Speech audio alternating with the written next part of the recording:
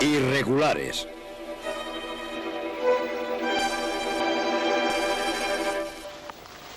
La guerra de los irregulares es la guerra en tono menor. Sus batallas son breves, pero duras. Su arma principal es la sorpresa. Los Rangers de Rogers combatieron a los franceses en la Norteamérica del siglo XVIII. Fueron la primera unidad irregular del ejército inglés regular. Fueron los antepasados de las fuerzas especiales modernas, de unidades como esta, el Regimiento Specialized Service, o SAS.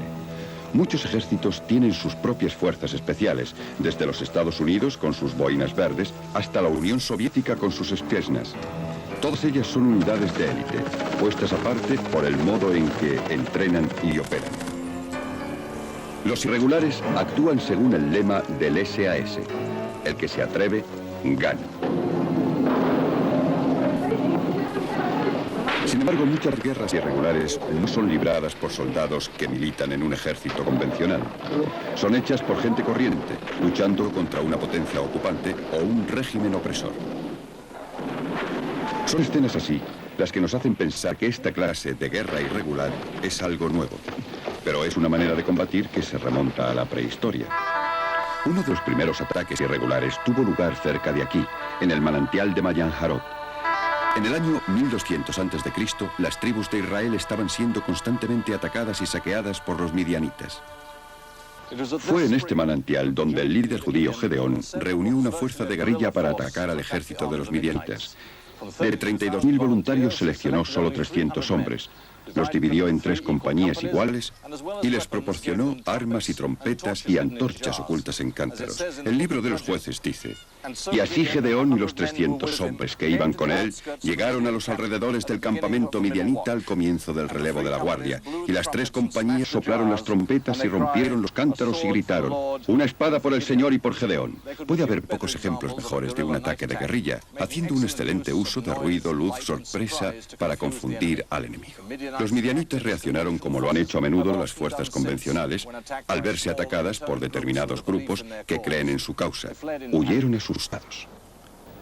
Fue en estas montañas, en la frontera entre España y Francia, donde nació la palabra con la que conocemos esta clase de lucha: guerrilla.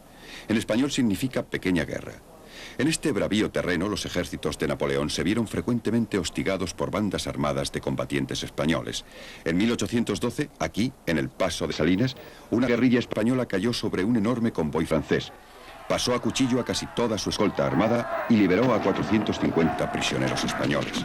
Aquí se daban todas las condiciones precisas para una guerra en la que pueden ganar las guerrillas: un ejército demasiado extendido, un enemigo escurridizo y un terreno a la vez nada familiar y hostil. Estas mismas condiciones existían en Yugoslavia durante la Segunda Guerra Mundial.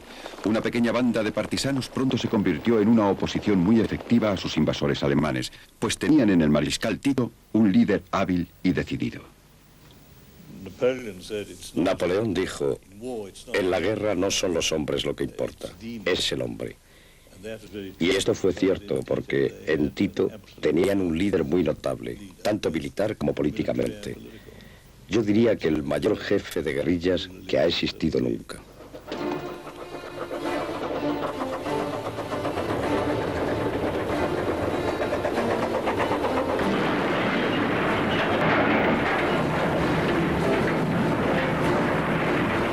Los partisanos atacaron las líneas de comunicación alemanas una y otra vez. Nunca libraban batallas campales, pero saboteaban las instalaciones alemanas donde estaban más indefensas. Los ferrocarriles son siempre un blanco fundamental para la guerrilla, porque son muy difíciles de defender y muy fáciles de destruir. He hablado después de la guerra con alemanes que combatieron en Yugoslavia y me encantó oírles decir lo extremadamente desagradable que fue servir allí. Nunca sabían cuándo iban a ser bombardeados o tiroteados por la espalda o cosas peores. Y ese es precisamente el estado de ánimo que quieres producir. Pronto los partisanos se convirtieron en tal amenaza que los alemanes montaron una gran ofensiva contra ellos. Sería la primera de 7. En 1942, 19 divisiones del Eje eran necesarias para dominar Yugoslavia, unas tropas que podrían haber sido usadas en cualquier otra parte del frente oriental. Causaron fuertes pérdidas a las fuerzas de Tito, pero nunca pudieron destruirlas por completo. Los alemanes veían con desprecio a los partisanos, llamándoles bandidos. Aterrorizaban a la población civil para que estuvieran asustados y no ayudasen a los partisanos. En un incidente en octubre de 1941, más de 2000 civiles fueron fusilados en represalia por la muerte de 28 alemanes.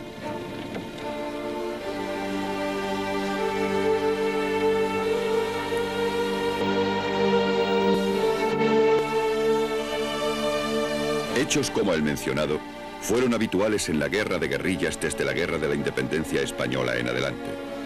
Ningún bando reconocerá jamás el motivo por el que lucha el otro. El terrorista de unos es el defensor de la libertad de otros. No hay leyes ni convenciones que gobiernen la guerra de guerrillas, aparte de la muerte segura de todo el que sea hecho prisionero.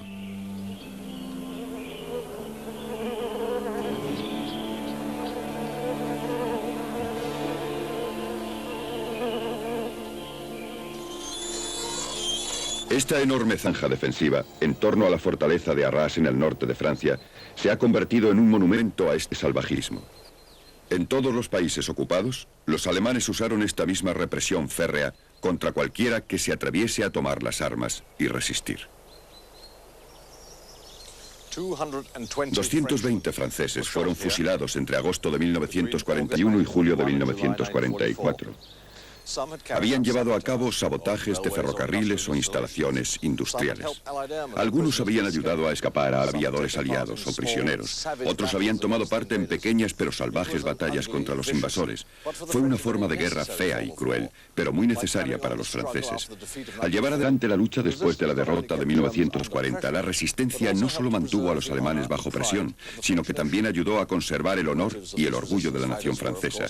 Los motivos de aquellos combatientes de la resistencia eran varios: afirmar su apasionado patriotismo, encabezar la oposición política y otros, los más jóvenes, impacientes como todos los jóvenes suelen estar, por pelear. Pero la mayoría estaban impulsados por una inmensa rabia, por la fe en su causa que hace a los hombres descartar riesgos e ignorar las reglas usuales de la ventaja militar.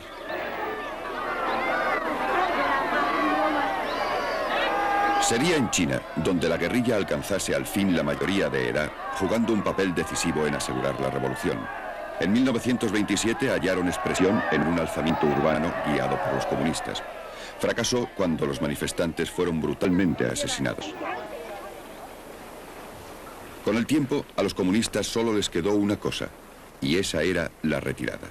El 16 de octubre de 1934, unos 90.000 hombres, mujeres y niños emprendieron lo que ha llegado a conocerse como la Larga Marcha. Estaba asombrado al ver que todo funcionaba como un reloj. La disciplina era para saber su posición en el conjunto y en toda la larga fila, varios kilómetros de larga, y teníamos que mantener nuestra posición. Conocíamos al hombre que estaba delante y al que estaba detrás. Tras viajar cerca de 9.000 kilómetros, los supervivientes alcanzaron la montañosa provincia de Shenxi. Aquí instalaron su base en las cuevas de Yan'an. Fue entonces cuando Mao Zedong surgió como su líder y desarrolló su idea de cómo liberar a China de todos los enemigos de su revolución. Decidió encauzar el poder de la guerra de guerrillas hacia un método de lucha que ha llegado a ser conocido como la guerra prolongada. Lo primero y lo más importante, los campesinos tenían que ser ganados para el bando comunista y luego organizados.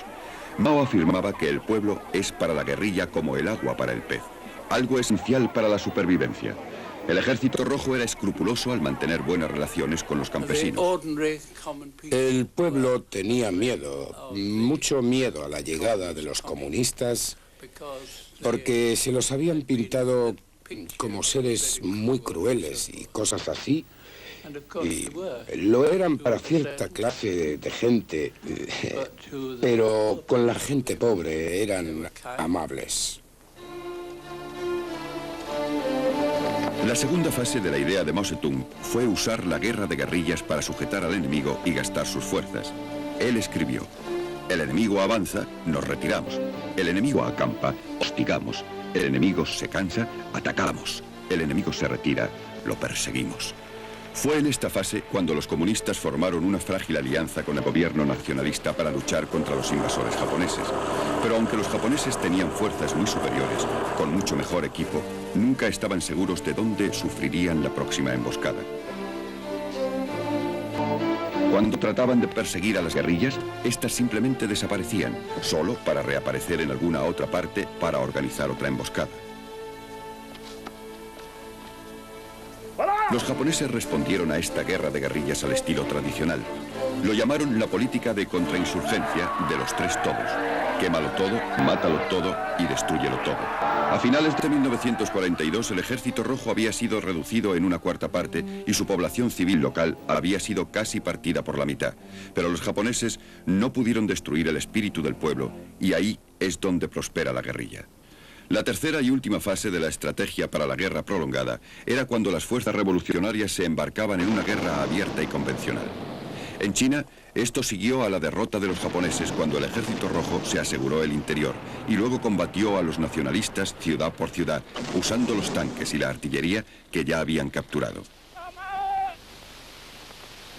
La proclamación por Mao de la República Popular China en octubre de 1949 fue la prueba de que la guerra irregular ya no era solo la guerra de la pulga.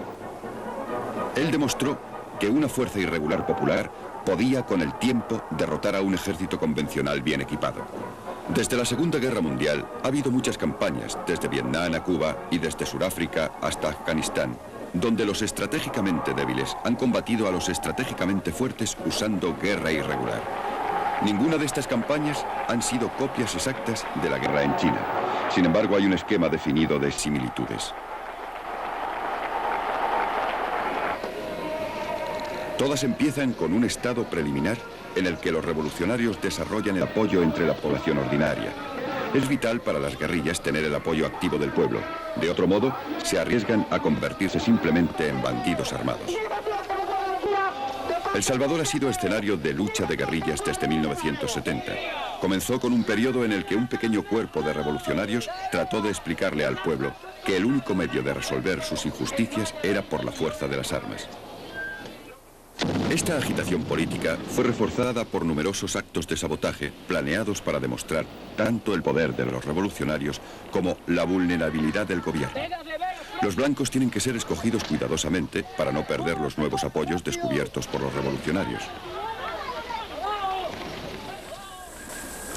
Bueno, el sabotaje más que todo es para desquebrajar la economía del país, porque realmente de esa economía del país no llega nada a manos del pueblo. Entonces, desquebrajando la economía, nosotros sabemos que estamos desestabilizando al gobierno. Otra táctica es el asesinato selectivo del personal del ejército, la policía y el gobierno, en un intento de destacar la incapacidad de las autoridades para mantener la ley y el orden y para provocar que las exasperadas fuerzas de seguridad reaccionen con dureza. Los revolucionarios no solo requieren apoyo popular en general, también necesitan reclutar guerrilleros que estén preparados para arriesgar sus vidas. El 22 de enero de 1980, una manifestación fue organizada por 3 grupos de izquierdas. 100.000 personas tomaron parte. A las 2 horas de marcha a través de las calles de la capital, San Salvador, fueron tiroteados por sus oponentes de derechas. Inmediatamente los manifestantes se dispersaron e insurgentes armados tomaron posiciones para cubrir su huida.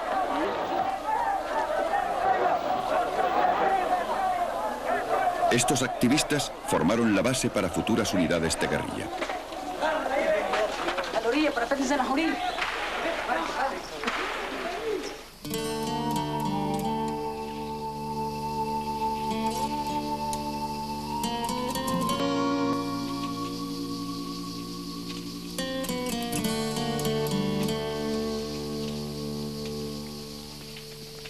Durante la segunda fase de la guerra revolucionaria, las guerrillas establecen bases seguras.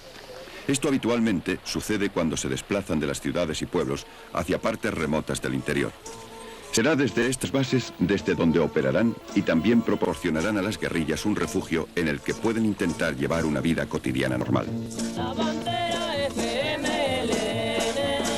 vagabundo Martino Legón, el color es de una rosa encendida, en el frente una estrella brilló. La bandera FMLN, vagabundo Martino Legón, el color es de una rosa encendida, en el frente una estrella brilló.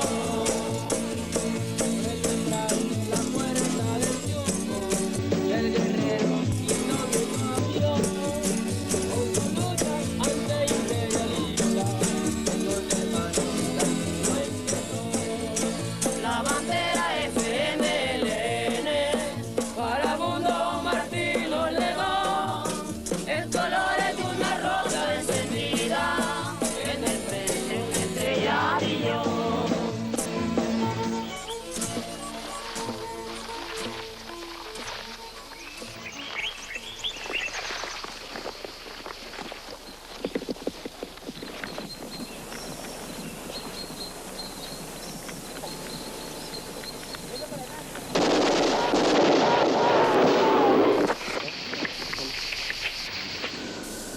Esa es la guerra de guerrilla. Que da un golpe por aquí, bueno, a la media hora da un golpe por allá. O el día siguiente vuelve a golpear ahí mismo, golpea en otro lugar. Esa pequeña unidad, una sola unidad. Así se hace la guerra de guerrilla.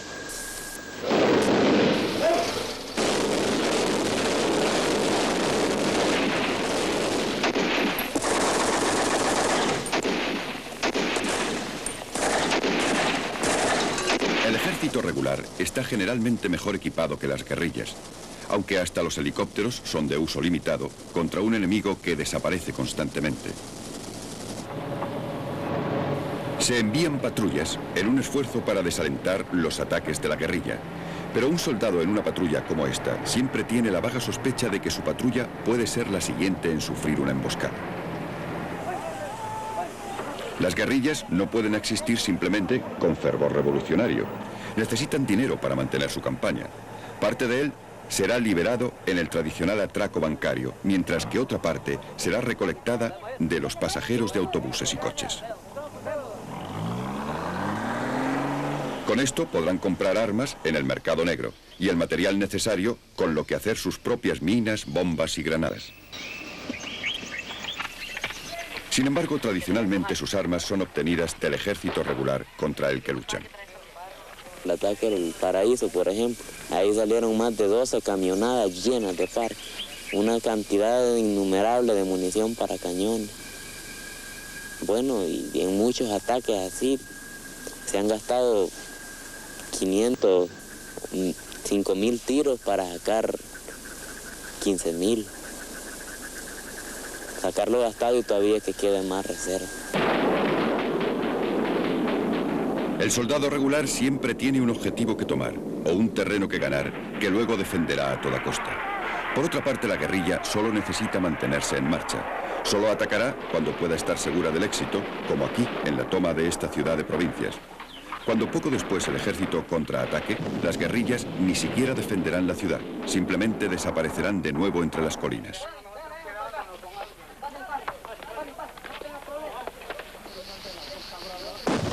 A veces, ante la perspectiva de un ataque del ejército, las guerrillas decidirán evacuar toda la zona que han estado ocupando. Así que antes de tratar de defender a la población civil que ha estado apoyándoles, se los llevarán a todos consigo. Aquí todos los habitantes de una zona ocupada por la guerrilla se desplazan con las posesiones que pueden llevar en una larga marcha para evitar al ejército. Cuando lleguen los soldados, todo lo que encontrarán serán hogares vacíos ardiendo. Mantendrán su presencia por un tiempo. Sin embargo, es inútil guardar una zona vacía. Solo serían un blanco para un ataque de la guerrilla, así que dentro de unos días se retirarán. Una vez esté seguro, los civiles y las guerrillas se filtrarán como el agua en una esponja. Los masacres La guerra en San Salvador todavía no ha llegado a la tercera fase, cuando la guerrilla surge para combatir en las batallas campales de la guerra convencional. Pero no hay nada inevitable sobre la victoria de la guerrilla en esta o en cualquier otra guerra, como lo demostraron los ingleses en Malasia. En junio de 1948 se declaró un estado de emergencia en Malasia después de un número de ataques de guerrilla y actos de sabotaje. Estaban inspirados por el Partido Comunista Malayo, que intentaba acabar con el dominio inglés, explotando la fricción entre las comunidades malaya y china. A Michael Colbert, un experto en guerra de guerrillas, le fue pedido que hiciera un estudio del problema. Las guerrillas tienen que vivir. En los poblados no hay suficiente comida. En la jungla tienen que conseguir reabastecerse y han de tener médico, han de tener información, inteligencia, y todo lo han de conseguir de la población. Así que lo primero era aislar a los chinos, sobre todo a los chinos, en aldeas que estuvieran protegidas y llevaran marcas definidas y no se les permitiera salir de noche.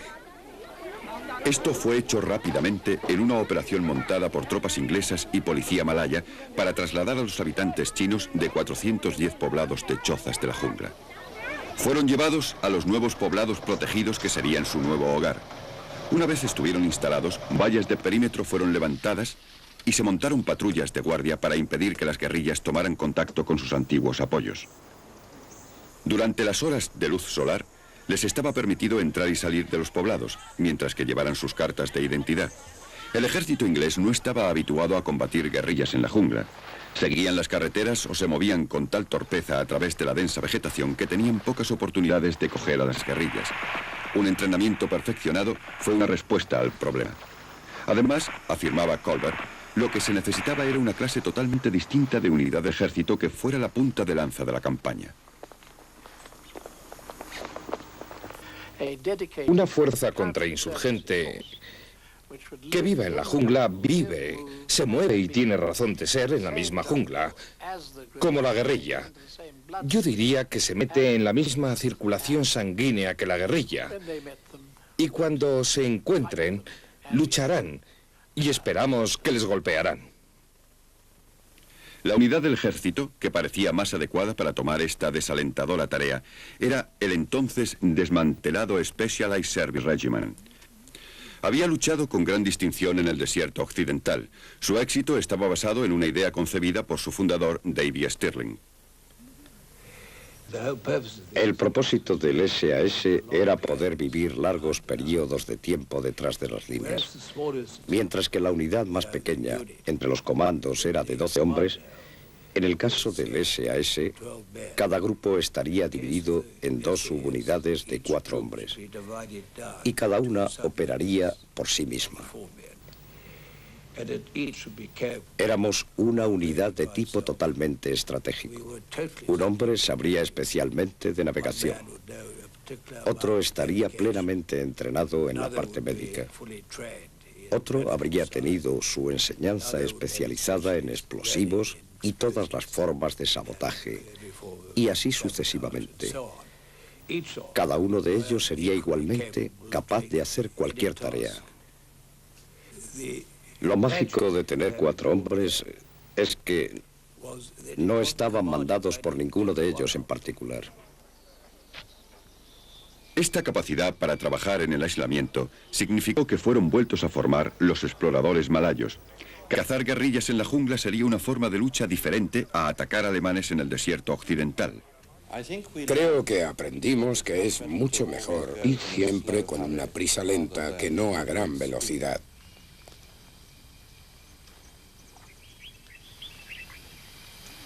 Es un hormigueo de los nervios. Es una alerta completa de todos los sentidos. La visión está restringida. Hay que conocer los ruidos de la jungla y escucharlos. Y cuando esos ruidos se detienen, debes saber por qué razón.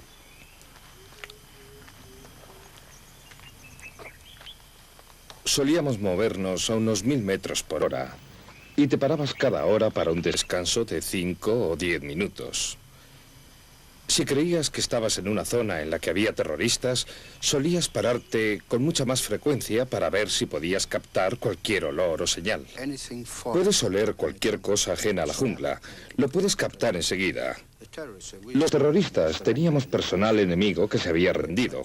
Nos dieron una lección una vez y calcularon que podían oler el perfume del jabón que se había usado o la pasta de dientes con olor a menta. Podían oler eso a 3 kilómetros río abajo, donde flotaba en la superficie. Incluso si pasaban por un claro donde la patrulla había tenido su ración de ron la noche anterior, el olor salía como sudor.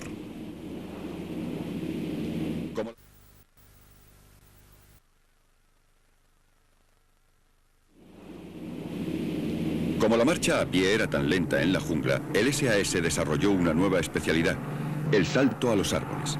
Esto implicaba lanzarse en paracaídas sobre el denso dosel de la jungla y caer en los árboles. Es solo una de las técnicas especializadas que el SAS adoptaría para lograr la sorpresa. El salto al árbol solía aterrarte, pero la cuestión era llegar a los árboles y quedarte colgado, porque la gente que sería era la que había pasado a través de ellos. Así que tan pronto como quedabas cogido en un árbol, lo que tenías que hacer era balancearte, asegurarte y luego descender. Las patrullas de la jungla mantenían a la guerrilla en movimiento y así la alejaban de la lucha activa. Sin embargo, para capturarla, el SAS necesitaba montar emboscadas en la jungla. Requerían una enorme paciencia y perseverancia. Solíamos dormir de noche bajo una especie de poncho. Por la mañana, antes de las primeras luces, sacabas la cabeza por él y quizás te pasabas allí 28 días. Y tienes que conocer todo lo que se está moviendo. Solías pensar, ese lagarto debe estar a punto de llegar. Solías ver muchos animales cuando estabas en una emboscada, porque estabas allí quieto durante mucho tiempo. Un día puedo recordar que estaba mirando a una serpiente. Empezó a un lado de aquel árbol. Había un lagarto en el otro. Le costó unas 6 horas a la serpiente irse arrastrando gradualmente. Y por fin atrapó al lagarto. Las fuerzas de seguridad hicieron algo más que combatir a las guerrillas. También desarrollaron lo que fue conocido como la campaña Corazones y Mentes. Con láminas de propaganda buscaron ganarse a las tribus primitivas de aborígenes para el bando del gobierno y así privar a las guerrillas de su fuente de suministros. Por varios medios, tales como clínicas médicas, mostraban que el gobierno, y no las guerrillas, ofrecía una vida mejor a los aborígenes. La campaña antiguerrillera inglesa en Malasia se convirtió en un ejemplo de libro de texto de cómo un ejército convencional puede ganar la guerra contra una dedicada fuerza de guerrillas. Porque al aislarlas y perseguirlas hasta la jungla, los ingleses rompieron efectivamente el dominio de los comunistas y permitieron que Malasia ganara su independencia en 1957. Durante la guerra de Vietnam, los americanos copiaron alguna de estas tácticas de contraguerrilla. En las tierras altas de Vietnam del Sur, hay cerca de 20 tribus diferentes de pueblos primitivos que son conocidas colectivamente como los montañeses. A principios de los años 60, los bosques y las junglas de las tierras altas en las que vivían proporcionaban a las guerrillas del Vietcong útiles zonas de bases y rutas de infiltración. Usaban a los montañeses como su fuente de aislamiento y apoyo. Los americanos usaron sus fuerzas especiales, o boinas verdes, para entablar amistad con los montañeses, ganarlos para el gobierno subvietnamita y así privar a las guerrillas del Vietcong de su apoyo. Usando el método Corazones y Mentes desarrollado por los ingleses en Malasia, descubrieron que la medicina era el mejor medio de poner a los montañeses de su lado. Yo era médico de las fuerzas especiales, asignado a un equipo A, que es un equipo de 12 hombres, y mi trabajo era lo que se conoce como doctor de la selva. Los montañeses no habían visto nunca un doctor, y yo cuidaba no solo a mi equipo A de 12 hombres, sino también a las aldeas que estaban en mi zona. Gradualmente los boinas verdes se ganaron la confianza de los montañeses y los convencieron para defender sus aldeas contra el Vietcong. A los jóvenes les proporcionaron uniformes y equipo y los boinas verdes les dieron un programa de entrenamiento intensivo con una variedad de diferentes armas.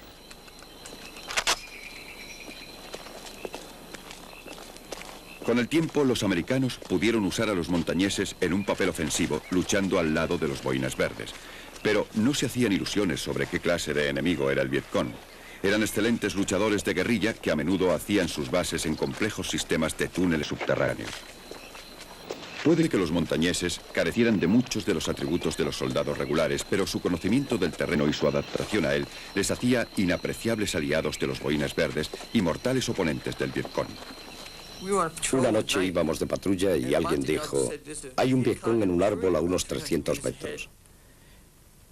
Yo le miré y dije, seguro que sí. Pedí un visor luz estrella que hace que todo se vea como a la luz del día. No podía ver a nadie en ningún árbol. Bueno, entonces otro chico trajo lo que se conoce como un visor de infrarrojos que muestra el calor corporal, pero no aparecía nada en el visor. Cogió su ballesta, puso una flecha en ella y la disparó. Todo lo que oímos fue un ruido sordo. Un cuerpo cayó al suelo. Incluso con una afortunada campaña a corazones y mentes, la violencia de la guerra irregular era una amenaza siempre presente para las patrullas de busca y destruye de los boinas verdes. Tratamos de correr. Ellos nos rodearon y tuvimos el consiguiente tiroteo. Y acabaron con 2 de los nuestros. 2 de mi equipo fueron muertos. Bueno, en realidad fueron heridos. Los mataron después. 3 montañeses muertos y a los demás nos capturaron. Entonces cogieron a los montañeses que aún estaban vivos y los mataron uno a uno delante de nosotros. Los descuartizaron.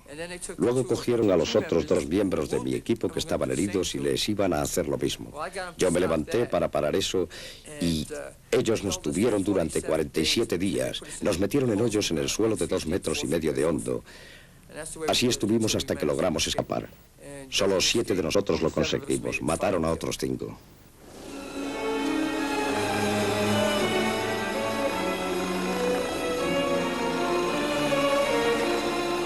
La tarea de las fuerzas especiales es operar en pequeños grupos muy alejados de cualquier otra unidad.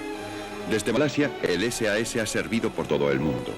Su tipo de lucha requiere que cada miembro de la patrulla de 4 hombres tenga una habilidad especial.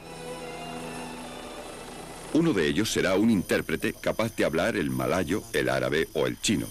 El otro será un médico capacitado. El tercero será un experto en comunicaciones, mientras que el cuarto lo sabrá todo sobre explosivos y sabotaje.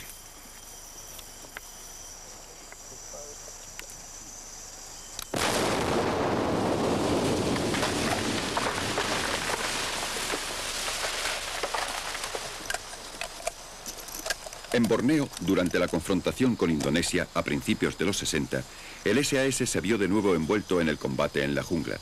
Pero esta vez, en lugar de cazar a las guerrillas, el SAS usó sus tácticas para combatir al ejército regular indonesio, asaltando sus bases y emboscando a sus patrullas.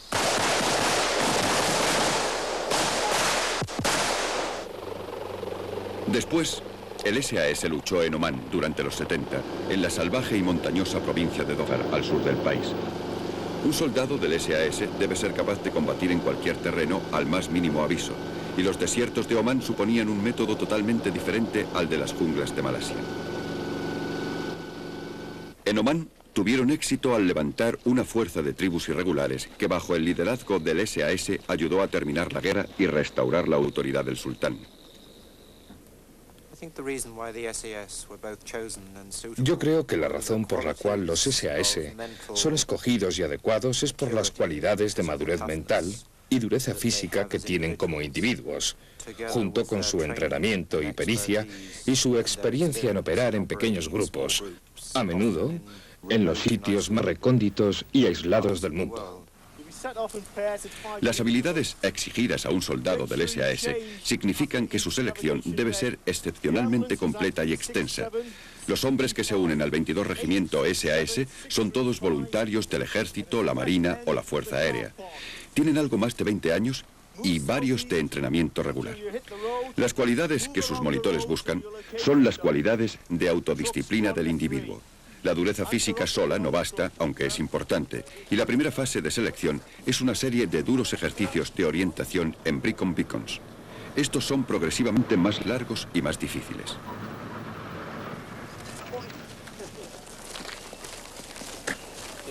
Tú irás a 892-666.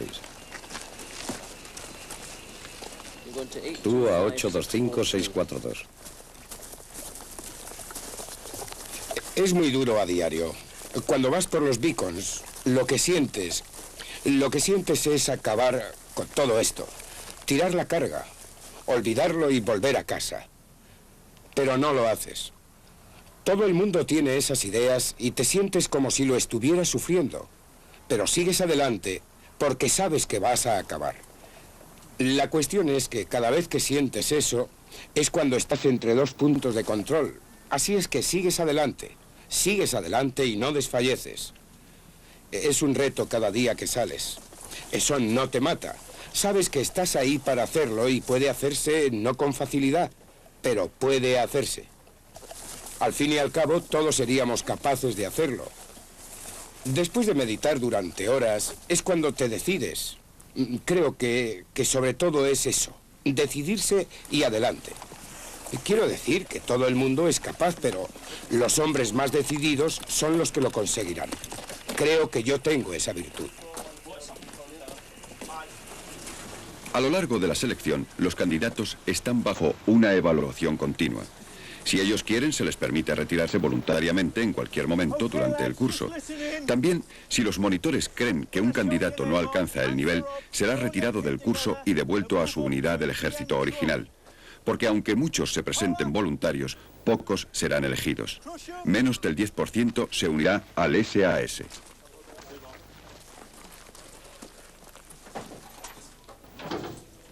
La mayoría se encontrarán manteniendo una entrevista final sorprendentemente simpática con el oficial al mando del entrenamiento. ¿Los ejercicios que ha hecho con nosotros cree que se llevaron a cabo correctamente? ¿Que no intentamos engañarle o algo parecido? No, debo admitir que cada día he aprendido algo. Bien sobre mí mismo o algunas habilidades nuevas que o bien había olvidado o he vuelto a aprender. Bien. He aprendido algo cada día que he estado aquí. Ya, no ha sido tiempo perdido. No. Me alegra oír eso. Bien. Muy bien. Vuelva para una segunda prueba en cualquier momento en que se sienta dispuesto para ello. Quizá un poco más de esfuerzo en cuanto a la preparación física y un poco más de estudio de mapas. La parte teórica de la lectura de mapas. Gracias, señor. Nos gustaría verle de nuevo por aquí. Buenas tardes, caballeros. Mi intención es organizar una emboscada de tropas en red 515429.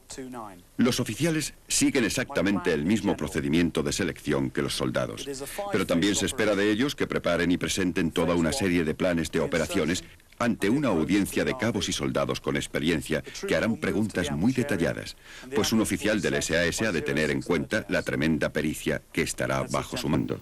Esto es todo, caballeros. ¿Alguna pregunta? Sí, dice que iniciará la emboscada. ¿Cómo hará eso realmente? Iniciaré la emboscada atacando el Claymore. Hay dotes de mando que son únicas en las fuerzas especiales. Todo el mundo necesita buenos líderes, pero el líder del SAS, de cualquier graduación, es un líder aislado y no tiene a nadie a quien dirigirse. En el batallón normal puedes dirigirte al hombre que está por encima de ti. En el SAS, cuando estás en operaciones, no hay nadie a quien dirigirse. Tú tienes que cargar con todo. La selección continúa los 5 meses siguientes. Al final de este periodo, los candidatos que quedan, junto con miembros de otras unidades del ejército, hacen un curso extenso de supervivencia de combate, pues todo soldado del SAS debe poder vivir de la tierra cuando sea necesario. Esto es un ejemplo de un escondite. Levante de ahí. Ahora pueden ver cómo es por dentro. Lo que han hecho ha sido cavar unos 60 centímetros aproximadamente. El largo del cuerpo y al final un sumidero de unos 30 centímetros que permitirá que salga el agua. Al final del curso se les deja en las colinas de Gales con solo el uniforme de campaña y el capote. Tienen que sobrevivir y evitar una fuerza de cazadores que les persiguen.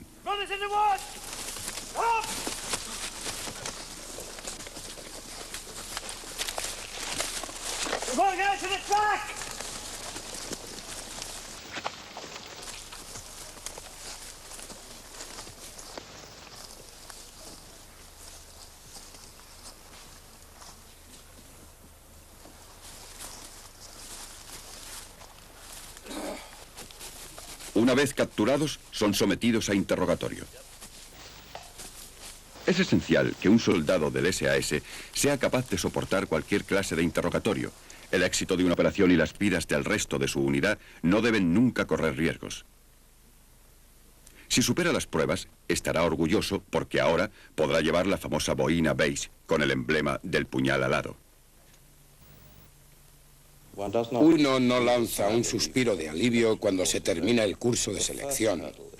Se ha superado el primer obstáculo, pero entonces llega el entrenamiento en las habilidades y tu actuación real en una operación.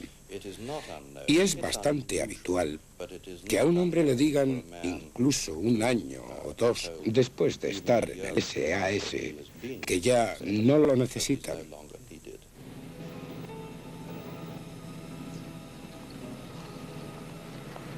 Cuando se une al regimiento, el soldado del SAS no solo es formado en su especialidad individual, sino también en alguna habilidad colectiva, como paracaidismo de gran altura. Porque el SAS necesita ser capaz de cruzar toda suerte de obstáculos para alcanzar su objetivo tan rápida y discretamente como sea posible. Otras tropas se especializan en vehículos construidos para operaciones en el desierto, otros pueden manejar pequeñas embarcaciones anfibias, y la tropa de montaña puede escalar cualquier cumbre. Su entrenamiento, sus habilidades y la preparación que tienen antes de cualquier operación están dirigidas específicamente hacia un objetivo preciso. En 1982, estas habilidades se pusieron a prueba en las Malvinas. Mientras la Fuerza Especial Inglesa se estaba reuniendo y dejando Portsmouth para navegar hacia el Atlántico Sur, el Escuadrón D del SAS ya estaba en camino. En las Malvinas fueron usados en muchas misiones secretas antes de los principales desembarcos. La noche del 11 de mayo de 1982, un grupo de 8 hombres salió en sus canoas hacia Peeble Island. En este momento los ingleses no estaban seguros de qué había en Peeble Island. Los informes de la inteligencia militar sugerían que podía haber una estación de radar y una pista de aterrizaje custodiada por una pequeña guarnición de soldados argentinos. La tarea del grupo era descubrir qué había exactamente en Peeble Island y luego informar. Con la ayuda de algunos de los hombres que tomaron parte en la operación original, hemos reconstruido aquel raid.